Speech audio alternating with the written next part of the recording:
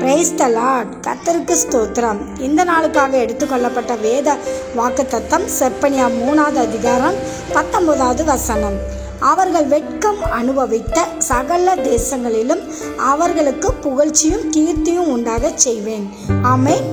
கர்த்தருடைய வாக்குத்தத்தம் சொல்கிறது, எந்த இடத்துல நீங்கள் வெட்கத்தை அனுபவித்தீங்களோ அந்த இடத்துல உங்களை புகழ்ச்சியும் கீர்த்தியும் உண்டாகும்படி செய்வேன் என்று வாக்கு கொடுத்திருக்கிறார்.